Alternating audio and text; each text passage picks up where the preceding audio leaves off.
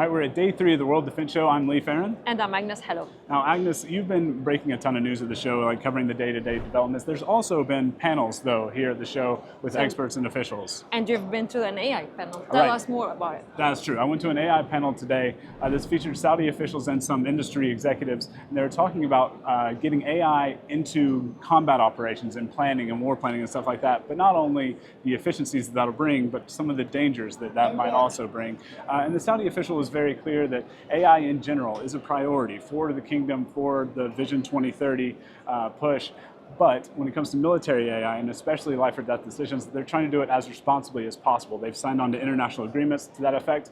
And to my mind, it was a reflection of what you heard from the Pentagon quite a lot. They are also debating how to use AI. But the question is not whether they're going to use AI. They are. It's going to happen. But how to use it responsibly. So I was busy nerding out on AI while you were talking to some key executives in the region here, starting with SAMI. And what is SAMI? Remind me. So SAMI is Saudi Arabian Military Industries. It is the national champion here in the kingdom, and it is a state-owned firm. We spoke with the head of communications at SAMI, who told us what they are doing in terms of new systems unveiled here at the show, and also in terms of new companies. So SAMI has unveiled or has announced launching 2 new companies, subsidiaries of it. One of them is SAMI Autonomous, which deals with everything unmanned, from land, air to sea unmanned systems, and they are going to put all the unmanned systems that they were already working on under SAMI Autonomous. So it's not everything is new inside this.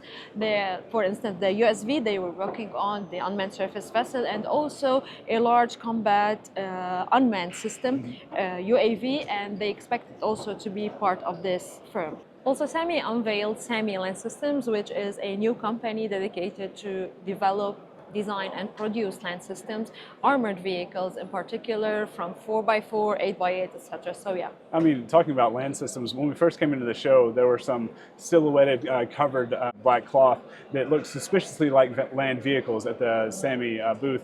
Did you find out what those were? So yeah, they are 2 armored vehicles, HEET 4x4 and HEET 8x8, and also they are mounted with remote weapon stations. Not much is still known yet about these 2 vehicles, but for sure they will be produced in SAMI Land Vehicles, SAMI Land Systems company inside the Kingdom of Saudi Arabia. And that wasn't the only key official you spoke to today.